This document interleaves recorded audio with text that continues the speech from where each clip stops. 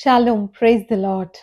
మన ప్రభువును రక్షకుడైనటువంటి యేసుక్రీస్తు వారి అతి శ్రేష్టమైన నామంలో సజీవ వాహిని వారు ఆర్గనైజ్ చేసినటువంటి 40 రోజుల ప్రార్థన బలిపీఠము అనేటువంటి ఈ కార్యక్రమంలో జాయిన్ చేసిన బిడ్డలందరికీ వందనాలు తెలియజేస్తున్నానండి. Shalom, praise God. బాగున్నారండి? ఆరోగ్యంగా, ఆనందంగా, ఆర్థికంగా ఆశీర్వదింపబడి అన్ని విషయాల్లో వర్ధిల్లుచు మరి మీరు సంతోషంగా ఉన్నారని నమ్ముతున్నాను. లేదు అప్పుల బాధలో ఉన్నాం సిస్టర్, లేమిలో ఉన్నాము, పేదరికంలో ఉన్నాము ఇలా అని మీరు అంటుంటే ఇది మీ పట్ల దేవుని చిత్తము కాదు. మీరు ధనవంతులుగా ఉండడము దేవుని చిత్తము అని జ్ఞాపకం చేయడానికి, ఆ విధముగా దేవుని చిత్తం మీ జీవితాల్లో నెరవేర్చుకోవడానికి ఎలాగ ప్రార్థన చేయాలి, ఎందుకు ప్రార్థన చేయాలి, అసలు దేవుని చిత్తం ఏంటి మన ఆర్థిక పరిస్థితులను బట్టి విషయాలు ధ్యానించడానికి ముందుగా చిన్న ప్రార్థన చేసుకుందామా? సర్వశక్తి గల యావే, ప్రేమ గల పరలోకపు తండ్రి, శ్రీమంతుడా, జీవాధిపతి, గొప్ప దేవా, రీకమ్మ మమ్మ రైజాకిరా, నీ నామమునకు వందనాలు, స్తుతులు, స్తోత్రములు ప్రభా. ఈ వాక్యం ద్వారా బిడ్డలతో మాట్లాడండి అయ్యా. ఇది నీ వాక్యం తండ్రి. నీ బిడ్డలు, నీ కుమార్తె నన్ను, నీ సేవకురాలని సిలువ చాటున మార్గపరుచుకొని వారికి కావాల్సిన ఆత్మీయ ఆహారం దయచేయమని నజరేయుడును సర్వశక్తి గల యేసు నామములో ప్రార్థించి పొందుకొని ఉంటున్నాం తండ్రి. ఆమేన్. Praise the Lord. మరి ఆర్థికమైనటువంటి స్థిరత్వం కోసం ప్రార్థన అనే అంశం ధ్యానం చేస్తున్నాం. Praying for financial stability. Financial stability అనేది దేవుని చిత్తమా? ఒక రకంగా చెప్పాలంటే ప్రాస్పెరిటీ అనేది దేవుని చిత్తమా? అసలు ఎందుకు ప్రాస్పరస్గా ఉండాలి మనం ధ్యానిస్తాము. మొట్టమొదటిగా మరి దేవుని వాక్యంలో మనము కీర్తనల గ్రంథము 105వ అధ్యాయము 37వ వచనం మనం చూసినట్లయితే, అక్కడ నుండి తన జనులను వెండి బంగారములతో ఆయన రప్పించును, వారి గోత్రములలో నిస్సత్వ తొట్టులు వాడొక్కడైనను లేకపోయిను. హల్లెలూయా. ఎక్కడి నుండి అండి? అక్కడ నుండి అంటే ఐగుప్తు నుండి కానానుకు నడిపించే క్రమంలో ఇజ్రాయేలీలకు ఆయన వెండి బంగారములు దయచేసి వారిని వెండి బంగారములతో వారిని రప్పించెను అని వాక్యం సెలవిస్తూ ఉన్నది. మరి ఐగుప్తు బానిసత్వం నుండి మోషే నాయకత్వంలో ఇజ్రాయేలీలను బయటకు తీసుకొస్తున్న క్రమంలో ముందు రోజే ఎప్పుడైతే పస్కాను ఆచరించినారో తర్వాత దేవుడు మరి వారిని వెళ్ళి ఐగుప్తీల నుండి బంగారంను వెండిని అడగమన్నప్పుడు వాళ్ళు అడగగానే వాళ్ళకి కావాల్సిన అన్ని ఐగుప్తులు ఇచ్చేశారు. ఓవర్ నైట్ వాళ్ళు మల్టీ మిలియనర్స్ అయిపోయారు. వెండి బంగారములతో ఆయన వారిని రప్పించెను. హల్లెలూయా. మరి సమృద్ధి అనేది దేవుని చిత్తము. హల్లెలూయా. గొర్రెలకు జీవము కలుగుటకు అది సమృద్ధిగా కలగడానికి నేను వచ్చాను అని యేసు ప్రభువారు యోహాను రాసిన సువార్త 10వ అధ్యాయం 10వ వచనంలో చెప్పారు. మనం సమృద్ధిగా ఉండడానికి, సమృద్ధి అయిన జీవంలో మనం జీవించడము దేవుని చిత్తమై ఉన్నది. హల్లెలూయా. ఆమేన్. మరి మీలో వాక్యం వింటున్న ఎవరికైనా సమృద్ధి అనే దేవుని చిత్తమా? నేను సమృద్ధిగా ఉండడం, నేను రిచ్గా ఉండడం, ధనవంతులుగా ఉండడం దేవుని చిత్తమా అనే అనుమానం మీకు ఉన్నట్లయితే let me encourage you with another scripture portion. కొరింథీయులకు రాసిన 2వ పత్రిక 8వ అధ్యాయం 9వ వచనంలో, మీరు మన ప్రభు అయిన యేసుక్రీస్తు కృపను ఎరుగుదురు గదా, ఆయన ధనవంతుడై ఉండియు మీరు తన దారిద్ర్యము వలన ధనవంతులు కావాలనని మీ నిమిత్తము దరిద్రుడాయను. హల్లెలూయా. సిలువలో యేసు ప్రభు వారు మరి దరిద్రుడయ్యాడట. ఆయన శరీరం మీద మరి బట్టలు కూడా లేనంత దారిద్ర్యం ఆయన అనుభవించారు. దారిద్ర్యమే కానీ వ్యాధి, వ్యసనాలు ఇవన్నీ కూడా పాపం వల్ల వచ్చే జీతమై ఉంటుండగా అదంతటిని యేసుక్రీస్తు వారు సిలువలో భరించినందువలన ఆయన యందు విశ్వాసం ఉంచి నిన్ను నన్ను ఆ దారిద్ర్యం నుండి విడిపించుటకు ఆయన శక్తివంతుడై ఉన్నాడు. ఆయన అలాగ విడిపించడానికి, మనల్ని ధనవంతులుగా చేయడానికి సిలువలో యేసు ప్రభు వారి దారిద్రుడైనని వాక్యం సెలవిస్తున్నది. మరి ఆయన సిలువ వ్యర్థం కాదు. ఆయన బిడ్డలు ధనవంతులుగా ఉండడం ఆయన చిత్తము అని క్లియర్గా, క్రిస్టల్ క్లియర్గా సిలువ మనకు బయలుపరుస్తూ ఉంది. Hallelujah. I hope you are realising that it's God's will for you to be rich. మన తండ్రి అయిన అబ్రహాము, విశ్వాసులకు తండ్రి ఎవరండి? అబ్రహాము. అబ్రహాం ఎలా ఉన్నారో చూద్దామా? ఆదికాండం 13వ అధ్యాయం 2వ వచనంలో, అబ్రాము వెండి బంగారములు పశువులు కలిగి బహుధనవంతుడై ఉండెను. Hallelujah. Abram was extremely rich. He was very rich అని వాక్యం సెలవిస్తూ ఉన్నది. మరి రిచ్నెస్ ధనవంతులుగా ఉండడం దేవుని చిత్తం కాకపోతే విశ్వాసులకు తండ్రి అబ్రహాం ఎందుకు అంత ధనవంతుడై ఉన్నాడు? దేవుడు ఆయనను ఎందుకు అంత ఆశీర్వదించారు? గమనిస్తున్నారా? నువ్వు అనేకులకు జనములకు ఆశీర్వాదకరంగా ఉండావు. అందువల్ల నేను ఆశీర్వదిస్తున్నాను. మరి ఆదికాండం 12 మొదటి అధ్యాయంలో దేవుడు మరి అబ్రహాంకు వాగ్దానం చేసినారు. నీ యందు లోకంలో జనాంగంలో అన్ని ఆశీర్వదింపబడతాయని. ఆయన ఆశీర్వాదకరంగా ఆశీర్వాదంకు వారసుడిగా ఉండవాలంటే ఆయన ముందు ఆశీర్వాదం పొందుకోవాలి కదా. ప్రభు అబ్రహాంను ఆశీర్వదించిన దేవుడు, అబ్రహాం, ఇస్సాకు, యాకోబుల దేవుడు, నీ దేవుడు, నా దేవుడు. ఆయన చిత్తము మనము ధనవంతులుగా ఉండడము.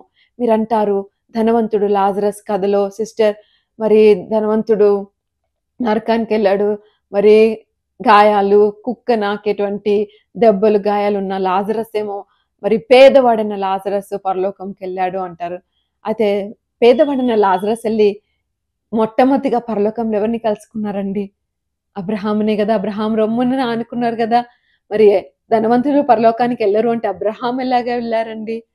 అది ధనము, మనము ధనవంతులమా దారిద్ర్యమని కాదు కానీ మనం యేసుక్రీస్తునందు విశ్వాసం ఉంచినప్పుడు దేవుని ప్రేమ మనలో కలిగి మనము ఇతరులకు సహాయం చేసి మనము ఆయన ప్రేమను వెల్లడిపరుస్తున్నప్పుడు, ఆయనను వెంబడించి నడుచుకుంటున్నప్పుడు, ఆయనను మన ప్రభువుగా రక్షకునిగా అంగీకరించిన వారు పరలోకమునికి వెళ్తారు. హల్లెలూయా. విశ్వాసమును బట్టి అబ్రహామే కానీ మరి లాజరస్సే కానీ పరలోకానికి వెళ్ళారు. ఇవాళ నువ్వు నేను కూడా యేసుక్రీస్తు నా ప్రభు, నా రక్షకుడు అనే విశ్వాసం ద్వారా మన నోటితో ఒప్పుకోవడం ద్వారా మనం రక్షణ పొంది పరలోకానికి వెళ్తాం. కానీ మన ధనము మనల్ని పరలోకం చేర్చదు. అలాగే ధనహీనులుగా ఉంటే మనం పరలోకానికి వెళ్ళమండి. I hope you are getting clarity regarding this. Amen. Hallelujah. మరి దేవుని వాక్యంలో ఎంతో స్పష్టంగా మనకు వాక్యం సెలవిస్తూ ఉన్నది. యోహాను రాసినటువంటి పత్రిక 3వ అధ్యాయంలో మరి గాయికి రాస్తూ యోహాను భక్తుడు ఇలాగ అంటున్నాడు, ప్రియుడా, నీ ఆత్మ వర్ధిల్లుచున్న ప్రకారము నీవు అన్ని విషయములలో వర్ధిల్లుచు సౌఖ్యముగా ఉండవలనని ప్రార్థించుచున్నాను. హల్లెలూయా. యోహాను భక్తుడు ఆయన శిష్యుడైనటువంటి గాయి కొరకే ప్రార్థిస్తున్నాడంట. ఏమని? ఆయన ఆత్మలో వర్ధిల్లాలి, అన్ని విషయంలో వర్ధిల్లాలి, ఆర్థికంగా వర్ధిల్లాలి, ఆరోగ్యపరంగా వర్ధిల్లాలి, కుటుంబపరంగా వర్ధిల్లాలి, అన్నిటిలో వర్ధిల్లాలి అని ప్రార్థన చేస్తున్నారంట. ఈరోజు ఆర్థికమైనటువంటి స్థిరత్వం కోసం ప్రార్థన చేయాలి. మనం ఒకరికొరకు ప్రార్థన చేయాలి. మన జీవితంలో మనం ఆర్థికంగా స్థిరంగా ఉండాలని, ఆత్మలో వర్ధిల్లుచున్న ప్రకారం అన్ని విషయాల్లో వర్ధిల్లాలని కూడా మనము ప్రార్థన చేయాలన్నటువంటి విషయాన్ని గ్రహిస్తున్నాము. హల్లెలూయా. మరి మనము ఎంత స్పష్టంగా ఉంది వాక్యంలో, అడుగడుగున ప్రతి లేఖనంలో మరి స్పష్టంగా ఉంది మనం ధనవంతులుగా ఉండాలనేది దేవుని చిత్తమై ఉన్నది అనేటువంటి విషయము. ఆమేన్. నమ్మిన వారు ఆమేన్ చెప్పండి. మీ ఆమేన్ దేవుని మహిమపరచుటకు హల్లెలూయాలు మీరు కామెంట్స్ లో పెట్టండి. మీరు వాక్యం వింటున్నారు అని, వాక్యం ద్వారా ఆశీర్వదింపబడుతున్నారని, మరి ఎవరైతే సిస్టర్స్ వాక్యం బోధిస్తున్నారో వాళ్ళకు కూడా ఎంకరేజ్మెంట్ గా ఉంటుంది. సజీవాహిని మినిస్ట్రీస్ వాళ్ళు ఎంతో మరి ప్రయాసంతో ఈ 40 రోజుల ప్రార్థన బలిపీఠం అనేటువంటి కార్యక్రమాన్ని వారు ప్రసారం చేస్తుండగా, encourage them with your comments, with your likes and share these videos. అనేకులతో పంచుకొని వారికి కూడా ఆశీర్వాదాలకు కారకులుగా ఉండాలి అని మిమ్మల్ని ప్రేమపూర్వకంగా రిక్వెస్ట్ చేస్తున్నాను. మరి మనము ఆశీర్వదింపబడాలి అంటే ఒకటే సూత్రం, మనం ఆశీర్వాదకరంగా ఉండాలి అనేటువంటి ఆశ మనలో ఉండాలి. హల్లెలూయా. ఆమేన్. మరి నీళ్లు పోయేవానికి నీళ్లు పోయబడునని వాక్యం సెలవిస్తున్నది. ఇవుడు మీకు ఇవ్వబడునని వాక్యం సెలవిస్తున్నది. మరి వెదజల్లి ఇచ్చే వారికి సమృద్ధి ఉంటది అని వాక్యం సెలవిస్తుంది. మరి ఆ వాక్యాన్ని కూడా ధ్యానిస్తున్నాం. అందుకనే ముందుగా ఒక విషయాన్ని నేను జ్ఞాపకం చేయాలని, మరి ఇది చాలా అపోహ కలుగజేసేటువంటి వచనము. మరి అనేకులు వచనంలో తప్పేమీ లేదు కానీ వారు గ్రహించడము చిన్న పొరపాటు ఉంది. ఆ విషయాన్ని స్పష్టపరచాలని ఆశపడుతున్నాను. తిమోతికి రాసిన పత్రిక 1వ అధ్యాయము 6వ అధ్యాయము 10వ వచనంలో, ఎందుకనగా ధనాపేక్ష సమస్తమైన కీడుకు మూలము, కొందరు దానిని ఆశించి విశ్వాసం నుండి తొలగిపోయి నానా బాధలలో పడిపోయారు అని వాక్యం సెలవిస్తుంది. అందుకని అమ్మో ధనం ఉంటే విశ్వాస భ్రష్టులు అయిపోతామేమో, నానా శోధనలో పడిపోతామేమో, విశ్వాసం నుండి తొలగిపోతామేమో, బాధల్లో పడిపోతామేమో అని అందరూ అనుకుంటా ఉంటారు. సత్యం ఏంటి అంటే ధనాపేక్ష సమస్తమైన కీడుకు మూలం ధనం కాదండి. హల్లెలూయా. ధనము దేవుని రాజ్య విస్తరింప చేయడంలో ఉపయోగపడినట్లయితే అది ఆశీర్వాదము. ధనము మహిమ అయి ఉన్నది. ధనాపేక్ష, lust for money, greediness for money is the root of all evil. ధనాపేక్ష, ధనమునే దేవునిగా చేసుకొని మరి ఈరోజు ఆరాధనకి వెళ్ళకపోయినా పర్లేదు, ఈరోజు వర్క్కి వెళ్ళి నేను చాలా ధనం పోగు చేయాలని ఈ విధంగా దేవునికి ఇవ్వాల్సిన స్థానం ఇవ్వకుండా ధనంకి ఆ స్థానం ఇచ్చినట్లయితే అది మన జీవితంలో ఒక విగ్రహంగా మారుతుంది, అది శాపంగా మారుతుంది, అది కీడునకు మూలంగా ఉంటుంది. అయితే దేవుని రాజ్య విస్తరింప చేయడం కొరకు నేను దేవునికి ఇవ్వడం కొరకు నేను మరి సంపాదించుకోవాలి. దేవుని నామం మహింపరచడం కోసం నేను సంపాదించుకోవాలి. దేవుని యందు సంతుష్టి సహితమైన జీవితాన్ని జీవించడానికి నేను చక్కగా నా శక్తి కొలది సంపాదించుకోవాలని అలాంటి లక్ష్యం, అలాంటి గురి కలిగి ఉన్నప్పుడు అది కీడుకు కాదండి, మేలుకి, ఆశీర్వాదకరంకు దారితీస్తుంది. హల్లెలూయా. కాబట్టి ఇలాంటి భ్రమలు మరి ఇలాంటి అపోహల నుండి మనము విడుదల పొందుకుందాము. దేవుని బిడ్డలంటే మరి రాజుల రాజు, ప్రభుల ప్రభు అయిన యేసుక్రీస్తు ప్రభు యొక్క బిడ్డలము అంటే ఎలా ఉండాలండి మనం? హల్లెలూయా, ఆమేన్. మనము రాజకుమారులం, రాజకుమార్తెలము అంటే ఎలా ఉండాలి మనము? ఒకళ్ళు చూసినప్పుడు యెహోవా ఎందు భయభక్తులు గలవారు ఇలాగా ఆశీర్వదింపబడతారని మనము ఇతరులకు దేవుని సాక్షులుగా ఉండాలి. మరి అనేకులు చదవగలిగే సజీవ పత్రికలుగా మనం ఉండాలి. మన పరిశుద్ధతలో, నీతిలో, సమాధానంలో, ప్రేమలో, అలాగే సమృద్ధిలో కూడా మనము మరి అనేకులకు మాదిరికరంగా, దేవుని నామానికి మహిమకరంగా ఉండాలి. అంటే మనం ధనవంతులుగా ఉండాలి. నమ్మితే ఆమేన్ చెప్పండి. హల్లెలూయా, ఆమేన్. We are blessed to be a blessing to many. We are blessed to glorify the name of Lord. We must be prosperous to glorify God and for the extension of God's kingdom. Hallelujah. మొదట ఆయన రాజ్యం నీతిని వెతికినట్లయితే అవన్నీ అనుగ్రహింపబడతాయని వాక్యం సెలవిస్తుంది కదా. నీవు దేవుని రాజ్యాన్ని వెతికే వాడవైతే, నీవు దేవుని నీతిని వెతికే దానవైతే నీకు అన్నీ అనుగ్రహింపబడతాయి. దేవుడు ఖచ్చితంగా ఆయన బిడ్డలను పోషిస్తాడు. మన విమోచకుడు, సజీవుడు, మన పోషకుడు, సమృద్ధి అయినటువంటి దేవుడు. ఆయన సర్వ సమృద్ధిలో నుండి మనకు ఖచ్చితంగా సమృద్ధి అయిన దీవెనలు మనకు దయచేస్తాడు. అందుకనే పేదరికము ఒక ఆశీర్వాదం అనుకుని ఉంటే మీరు భయంకరమైన పొరపాటులో ఉన్నారు. పేదరికం అనేటువంటిది ఒక spirit. Poverty is an evil spirit. ఆ పేదరికాన్ని మనము ఎంటర్టైన్ చేయకూడదు. దాన్ని ఏదో గొప్పతనం లాగా మనము ఫీల్ అవ్వకూడదు. మరి పౌలు మహాభక్తుడు అంటారు, మేము ధనహీనులమైనప్పుడు అనేకులు ధనవంతులుగా చేస్తున్నామని చెప్పి. కానీ ఆయన మరి కన్నీళ్ళతో ఉపవాసంతో ఉన్నాడు అని చదువుతాం. కానీ ఆయన సొంతగా డేరాలు చేసుకుని ఆయన డబ్బులు సంపాదించుకోలేదా? అనేకులకు మాదిరిగా ఉండడానికి ఆయన కష్టపడి పని చేయలేదా? మరి ఆయన మాదిరి చూపినది ఏంటి అంటే, మనం కూడా కష్టపడి పని చేసినప్పుడు భాగ్యము సంపాదించుకుంటకే సామర్థ్యం కలుగజేయవాడు ఆయనే. దేవుని వాక్యములో ద్వితీయోపదేశ కాండము 8వ అధ్యాయము 18వ వచనంలో వాక్యం ఇలా సెలవిస్తుంది, కాగా నీ దేవుడైన యెహోవాను జ్ఞాపకం చేసుకొనవలెను.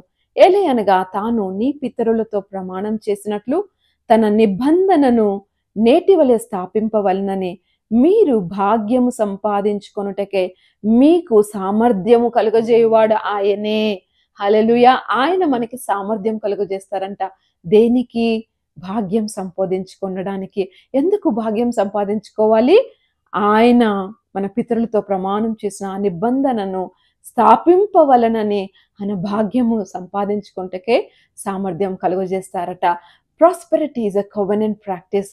సమృద్ధి అనేది నిబంధన ప్రాక్టీస్ అయినది, ఒక నిబంధన నడువడి అయి ఉన్నది. హల్లెలూయా, ఆమేన్. Before we pray for financial stability, we must understand kingdom principles.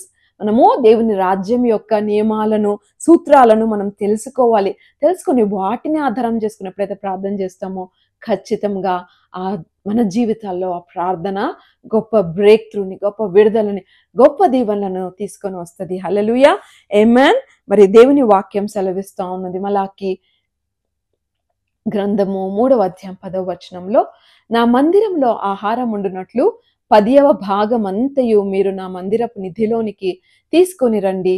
దీని చేసి మీరు నన్ను శోధించిన ఎడల నేను ఆకాశ వాకిళ్లను విప్పి పట్టజాలనంత విస్తారమైన దీవెనలను కుమ్మరించదునని సైన్యములకు అధిపతియగు యెహోవా సెలవిచ్చుచున్నాడు. హల్లెలూయా. యెహోవా సెలవిచ్చే మాట ఏంటంటే, మీరు మీ మందిరంలో ఆహారం ఉండే విధంగా 10వ భాగం అంతా మందిరపు నిధిలోకి తీసుకురండి. దీన్ని చేసి నన్ను శోధించి చూడండి. అప్పుడు నేను ఆకాశ వాకిలను విప్పి పట్టజాలనంత విస్తారమైన దీవెనలు కుమ్మరిస్తానో లేదో మీరు నన్ను శోధించండి అంటున్నారు. ఎంత నిశ్చయతతో ప్రభు ఒక ఛాలెంజ్ లాగా మాట్లాడుతున్నారు కదా! మరి మీరనొచ్చు, దశమ భాగం అనేది ధర్మశాస్త్రం అండి. మన కృపాయుగంలో ఉన్నాము. ఇవ్వక్కర్లేదు అంటే, సో సారీ, ఎక్స్‌క్యూజ్ మీ. ధర్మశాస్త్రంలో మరి కన్నా ముందు 400 సంవత్సరాలకు ముందే అబ్రహాము మెల్కీసెదెకుకు 10వ భాగం ఇచ్చెను. మరి యాకోబు 10వ భాగం నేను నీకిస్తాను ప్రభు అని ఒక నిబంధన చేసుకున్నాడు దేవునితో. వీరందరూ ధర్మశాస్త్రకు ముందున్న వాళ్ళు కదా అండి. 100 సంవత్సరాల ముందే వారి విశ్వాసమును బట్టి వారు దేవునికి దశమ భాగం ఇవ్వడానికి వారు తీర్మానం తీసుకున్నారు. హల్లెలూయా. సో దశమ భాగం ఇవ్వడం అంటే ఏంటో తెలుసా అండి? దశమ భాగము విశ్వాసము. అదేంటి సిస్టర్, అదెలా విశ్వాసం అవుతదంటారా? దశమ భాగం ఇస్తున్నామంటే మనం ఏం చెప్తున్నాం తెలుసా? దేవా, నీవు ఇవ్వకపోతే నాకు ఏమీ లేదయ్యా. దేవా, నువ్వు శక్తిని ఇవ్వకపోతే, నువ్వు సామర్థ్యం ఇవ్వకపోతే నేను ఈ ధనమును సమకూర్చుకోలేనయ్యా. దేవా, నీవు నా పనంతట్లో నువ్వు సీనియర్ పార్ట్నర్ తండ్రి. నేను కలిసే చేసాం కానీ నా సొంతగా నేను చేయలేనయ్యా. ఇదిగో అందుకనే మొట్టమొదటిది ప్రశస్తమైనది first fruits, first and best మీకు ఇస్తున్నాను ప్రభా అని ఎప్పుడైతే మీ సాలరీయో డైలీ వేజ్ రాగానే ఆ మొట్టమొదటి 10వ భాగం తీసి దేవునికి ఇస్తారో అది విశ్వాసం. నీ హృదయం ఎక్కడ ఉంటుందో, నీ ధనం ఎక్కడ ఉంటుందో, నీ హృదయం అక్కడ ఉన్న వాక్యం చెప్తా ఉన్నది. అది హృదయపూర్వకమైన ఆరాధన. ఆమేన్. ఆరాధన అంటే ఓన్లీ పాటలు పాడడము, దేవుని స్తుతించడము అనుకుంటాం కానీ హృదయపూర్వకమైన ఆరాధన ఏంటి? మనము సాక్రిఫిషియల్ గా ఇవ్వాలి. ఇవాళ దశమ భాగం ఇవ్వండి అంటే అన్ని బాగుంటే మీకు అంత మిగులుతూ ఉంటే ఆ మిగిలిపోయిన లాస్ట్ భాగం కాదు, విశ్వాసముతో ప్రభువా ఈ నెలంతా నాకు ఈ ధనం సరిపోతుంది, ఇంకా మిగులుతుంది, నేను సర్వ సమృద్ధిలో జీవిస్తాను, నీ మహిమైశ్వరం చొప్పున అక్కర్ల తీరుస్తావయ్యా అని విశ్వాసముతో మనం దేవునికి మొట్టమొదటి ఇవ్వడము దశమ భాగము. మీరు అంటారేమో సిస్టర్ ఇది పాత నిబంధన కదండి, మరి క్రొత్త నిబంధనలో ఇలా ఉందా అంటే, మత్తయి రాసిన సువార్త 23:23లో యేసు ప్రభు వారు మరి శాస్త్రులను పరిశీలన గురించి మాట్లాడుతూ, అయ్యో వేషధారులైన శాస్త్రులారా పరిసయ్యులారా, మీరు పుదీనాలోను సోపులోను జీలకర్రలోను 10వ వంతు చెల్లించి ధర్మశాస్త్రములో ప్రధానమైన విషయంలోను అనగా న్యాయమును కనికరమును విశ్వాసమును విడిచిపెట్టితిరి, వాటిని మానక వీటిని చేయవలసి ఉండెను అని ప్రభు సెలవిచ్చారు. వాళ్ళతో ఏమన్నారు ప్రభువు? మీరు మరి చాలా ప్రాముఖ్యమైనటువంటి విషయాలు అనగా న్యాయము కనికరము విశ్వాసం విడిచిపెట్టి పుదీనాలో సోంపులో జీలకర్రలో అన్నిట్లో 10వ వంతు తీస్తున్నారు, కానీ మరి ధర్మశాస్త్రంలో ప్రధానమైన విషయాలు మర్చిపోతున్నారు. కానీ ఒక్కటి, మీరు వాటిని మానక వీటిని చేయవలన అనగా మీరు న్యాయమును కనికరమును విశ్వాసమును విడిచిపెట్టవద్దు, దశమ భాగం ఇవ్వడం కూడా మానకూడదు అని ప్రభు సెలవిస్తున్నారు. ఇప్పుడు ఒప్పుకుంటారా అండి? Are you convinced that tithing is still a new covenant practice? It is still a covenant under grace. Amen.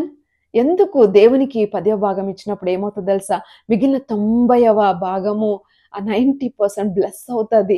మొదటి ముద్ద ఆశీర్వదింపబడినప్పుడు మిగిలిందంతా పిండి ఆశీర్వదింపబడుతుంది. అది మనకి దీవెనకరంగా ఉంటుంది. I'll curse the devourer అంటారు దేవుడు. మరి మీ పంటలను పాడు చేసే పురుగులను చీడలను నేను గద్దిస్తాను అంటాడు. మీకు అనవసరమైన మెడికల్ బిల్స్ రావు, అకస్మాత్తుగా వచ్చే ఖర్చులు రావు, మీకు చాలని జీవితాలుగా ఉండవు. కానీ అన్నిటికీ సమృద్ధిగా మనం జీవించి మరి ఇంకా మిగిలిన గంపలను ఎత్తిన విధంగా 12 గంపలు ఎత్తిన విధంగా మనము సంవత్సరంలో 12 నెలలు ఇంకా ఎక్కువ కలిగి లెఫ్ట్ ఓవర్స్ కలిగి వాటిని సేవింగ్స్ చేసుకొని ఆశీర్వదింపబడి ఎవరైనా కళ్ళు ఉన్న వారికి కూడా మనం ఇవ్వగలుగుతాము. ఇచ్చే మంచి మనసు మనకి దేవుడు ఇస్తారు. మరి అలాంటి మనసు కొరకు మనం ప్రార్థన చేయాలి. ప్రభువా, నాకు ఇచ్చిన సమృద్ధి కొరకు వందనాలు, నేను అనేకులకు ఆశీర్వాదకరంగా ఉండే విధంగా సహాయం చేయండి, ఎవరికైనా ఇవ్వడానికి నాకు అంత సమృద్ధి ఉండాలి ప్రభువా, నేను అనేకులకు దీవెనకరంగా ఉండేలాగా నన్ను దీవించండి తండ్రి. అబ్రహాము ఏ విధముగా ఆయన ఆశీర్వదింపబడి ఆశీర్వాదకారకంగా ఉన్నాడో నేను అలా ఉండాలి అని మనం కోరుకున్నప్పుడు దేవుడు మనకి అలాంటి సర్వ సమృద్ధి దయచేస్తారు. కొరింథీయులకు రాసిన 2వ పత్రిక 9వ అధ్యాయము 8వ వచనంలో దేవుని వాక్యము ఈ విధంగా సెలవిస్తుంది. మరియు అన్నిటి యందు ఎల్లప్పుడూను మీలో మీరు సర్వ సమృద్ధి గలవారే, ఉత్తమమైన ప్రతి కార్యము చేయుటకు దేవుడు మీ ఎడల సమస్త విధములైన కృపను విస్తరింపచేయగలడు. హల్లెలూయా. దేవుడు మనకి ఎలాంటి కృపను విస్తరింపజేస్తారు, ఎలాంటి సమృద్ధిస్తారంటే అన్నిటి యందు ఎల్లప్పుడూను మీరు సర్వ సమృద్ధి గలవారే, ఉత్తమమైన ప్రతి కార్యము చేయుటకు దేవుడు మీకు సమస్త విధమైన కృపను విస్తరింపచేస్తారట. Hallelujah. You having all sufficiency in all things at all times you can abound to do good works, to all good works అని వాక్యం అంటుంది. అలాగా మన గురిగా, గమ్యంగా, లక్ష్యంగా అనేకులకు దీవెనకరంగా ఉండాలి అని మనము ప్రార్థన చేసినప్పుడు దేవుడు ఖచ్చితంగా మనల్ని దీవిస్తారు. మన గుప్పిలను మనం విప్పినప్పుడు మన చేతులను ఆయన నింపుతారు. హల్లెలూయా. మనకు సామర్థ్యం ఇస్తారు, అభివృద్ధిని ఇస్తారు. మనల్ని ఆత్మలో వర్ధిల్చిన ప్రకారం అన్ని విషయంలో వర్ధిల్లే విధంగా దేవుడు ఆశీర్వదిస్తారు. మరి అప్పులు ఎవరైనా ఉన్నారా? అప్పుల బాధలతో మీరు ఉన్నారా? ఒక వాక్యం చెప్పి ప్రార్థన చేసుకుందాము. మరి ద్వితీయోపదేశ కాండం 15వ అధ్యాయం 6వ వచనంలో వాక్యం ఈ విధంగా బోధిస్తుంది. ఏలయనగా నీ దేవుడైన యెహోవా నీతో చెప్పి ఉన్నట్లు నిన్ను ఆశీర్వదించును గనక నీవు అనేక జనములకు అప్పిచ్చదవు గాని అప్పు చేయవు, అనేక జనములను ఏలుదువు గాని వారు నిన్ను ఏలరు. హల్లెలూయా. నీ దేవుడైన యెహోవా నేను చెప్పినట్లు నిన్ను ఆశీర్వదిస్తాడు, అనేక జనములకు అప్పిస్తావు గాని నువ్వు అప్పు చేయవు అని వాగ్దానమును ఎత్తిపట్టి ఈరోజు ప్రార్థన చేద్దాము. మనం ఆ అప్పులన్నిటిని యేసు నామములో కొట్టివేద్దాము. అప్పు ఇచ్చువారిగానే ఉంటాం కానీ అప్పు చేయమని ఒక తీర్మానం తీసుకుందాము. అనేకులకు ఆశీర్వాదకరంగా మనం ఉందాము. అనేకులు ఏలే విధముగా, అనేకులకు సాక్షికరంగా, మన దేవుని నామానికి మహిమకరంగా ఉండే విధముగా మనము ప్రార్థన చేద్దాము. మరి ఆఖరిగా ఈ వచనం చెప్పి ముగిస్తున్నానండి. మరి దేవుని వాక్యంలో 2వ కొరింథీయులకు రాసిన పత్రిక 8వ అధ్యాయం 9వ వచనము ముందుగా కూడా చదువుకున్నాం. మరి ఒకసారి జ్ఞాపకం చేయాలని ఆశపడుతున్నాను. మీరు మన ప్రభువైన యేసుక్రీస్తు కృపను ఎరుగుదురు గదా. ఆయన ధనవంతుడై ఉండియు మీరు తన దారిద్ర్యం వలన ధనవంతులు కావాలని మీ నిమిత్తము దరిద్రుడాయను. హల్లెలూయా. మీరు ఆర్థిక స్థిరత్వము కలిగి ఉండాలని దేవుడు ధనహీనుడైనాడు, దరిద్రుడైనాడు. మనల్ని ధనవంతులుగా చేయడానికి ధనహీనుడైన ఆయన కృపను తలపోసి కొనియాడి కీర్తించుదామా. ధనవంతులుగా ఉండుటకు ప్రార్థన చేసుకొని మహిమకరంగా ఆశీర్వదింపబడి దేవునామమును మహిమపరుద్దామా. దేవుడు అట్టి మహాకృపను మనందరికీ దయచేయునుగాక. ఆమేన్. ప్రార్థన చేసుకుందాము. ఏకీభవించి ప్రార్థించండి, దీవెనలు పొందుకోనండి. సర్వశక్తి గల యావే, ప్రేమ గల పరలోకపు తండ్రి, మేము ధ్యానించిన వాక్యములన్నిటిని బట్టి నీకు వందనాలు, స్తోత్రములయ్యా.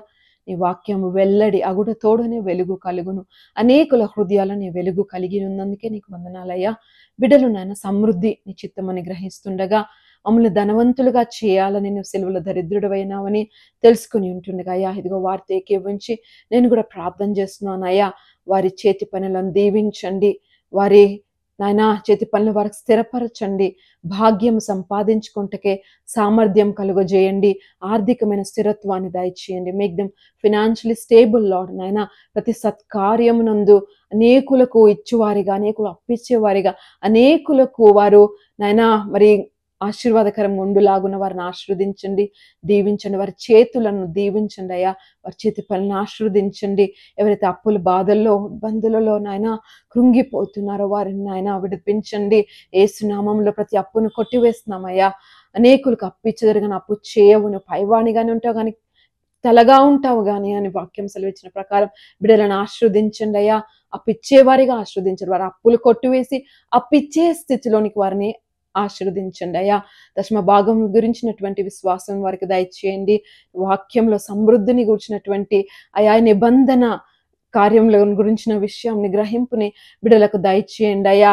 నాయన కన్నీళ్లతో విత్తువారు సంతోషగానంతో పంట కోస్తారనే తండ్రి ఒక విత్తనపు నాయన మరి ప్రిన్సిపల్ని నాయన నువ్వు భూమి మీద ఉంచినారయ్యా. భూమి నిలిచినంత కాలం అది నిలిచి ఉంటుందని సెలవిచ్చినారయ్యా. ప్రార్థిస్తున్న బిడ్డలు ప్రభు ఆ ప్రత్యక్షతను దయచేయండి. విత్తు వారు ఖచ్చితంగా కోస్తారని ఆ నిశ్చయతను వారికి దయచేయండి. నీళ్లు పోయే వారికి నీళ్లు పోయబడతాయని తండ్రి వెదజల్లి, విస్తారంగా వెదజల్లి తండ్రి సమృద్ధిగా జీవించేవారు అనేకు కలరు అనే వాగ్దానాన్ని నాయన తగిన దానికంటే తక్కువగా ఇచ్చి ప్రభువా మరి లేమికి వచ్చే వాళ్ళు ఉంటారని. కానీ నాయన వాక్యంలో ఈరోజు ప్రభు విన్న బిడ్డలు, ప్రార్థనలు ఏకీభవిస్తున్న బిడ్డలు ఎవ్వరు కూడా లేమిలో పేదరికంలో ఉండకుండానట్టుగా అయ్యా శాపము నుండి నాయనా మరి from the spirit of poverty, deliver them, Father God, in Jesus' name. Lord, in Jesus' mighty name, help them have a blessing mindset, oh Lord God, Father. Naina, bless them to be a blessing to many. Lord, గురిని గమ్యం కలిగి ప్రభా సమృద్ధి అయిన జీవం ఇవ్వడానికి వచ్చిన యేసుక్రీస్తు వైపు చూస్తూ సమృద్ధిలోనికి వారు ప్రవేశించి సమృద్ధిలో నిలిచి ఉండి ఫైనాన్షియలీ బ్లెస్ అయి ప్రభా ఫైనాన్షియలీ స్టేబుల్గా ఉండి అనేకులకు దీవెనకరంగా ఉండేలాగున వారిని ఆశీర్వదించండి. 40 రోజుల ప్రార్థన బలిపీఠం అనేటువంటి ఈ కార్యక్రమం మీరు ఆశీర్వదించండి అయ్యా. స్పీకర్స్ని అభిషేకించండి, వింటున్న బిడ్డలకు ఆశీర్వాదాలను దయచేయండి అయ్యా.